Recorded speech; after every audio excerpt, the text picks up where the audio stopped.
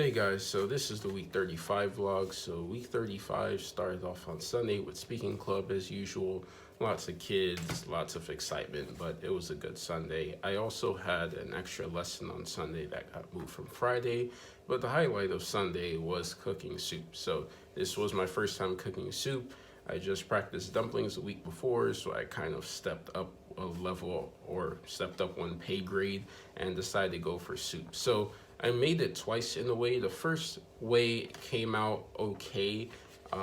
There wasn't too much flavor though in the broth because I kind of just made it from scratch and didn't add much to the broth. I added seasonings and stuff, but there was really no body to it. So I had to make it the second time, and shout out to Auntie Jacinth.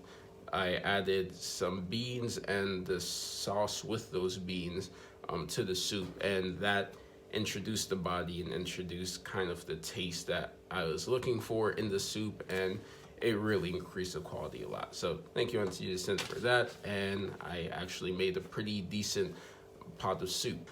I have new classes, so I am trying to establish a new schedule a bit. I'm still working out and stuff, but it is shuffling my evenings a little bit, and my mornings are now actually earlier. They start at 9 o'clock now. So later during the week, I think on Wednesday, Sasha came by. When we first saw each other, he said, "Hey, you look a little bit slim. Like, or he said you look younger. You look a bit slimmer." And I was like, anyway, he said I look good, so I guess that's what I'm going for. And then later during our conversation, a guy came up to the fence. We were standing in the little courtyard outside of the building, and a guy came up and started looking at Sasha. And Sasha's the kind of guy that tries to look off things and not pay too much attention if it's unusual.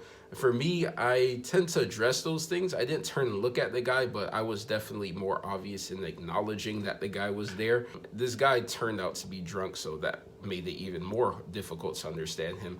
But anyway, but he was actually talking about me, and he was saying that I could get a boat and dig some holes in it and then go like kayaking with the boat or something. It was a very interesting exchange. On Friday, I was relaxing after a week of work, and my friend Karen sent me a message, and she was like, "Oh, so you're 9 hours ahead, right?" And I was like, "Yeah." And then she was saying, "Oh," and I was like, "What's happening?" And then she said, "Oh, you know, I'm supposed to find someone for my Vespers." And then I tried to out-stubborn her.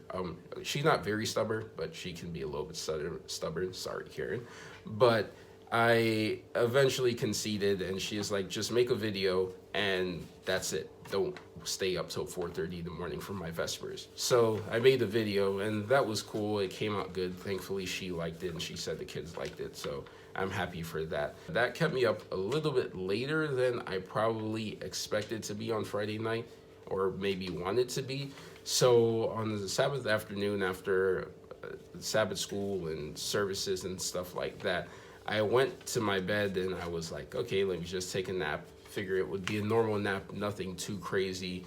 And it ended up being about a 2.5 hour nap. But when I woke up, I was the most disoriented I've ever felt in my life after a nap. Like, I could have woken up at the second coming and I would have been as confused, and I would have felt as normal at the second coming as I did when I first woke up. I forgot what country I was in. I forgot what I was doing in life. I just didn't remember anything. But the nap ended up being very good, and I ended up staying up pretty late Saturday night because of how good the nap was, but I definitely needed that nap. So take your naps, get your rest. You'll be surprised at how much you might actually need it. But yeah, that was week 35, so peace. So you wake up on a cold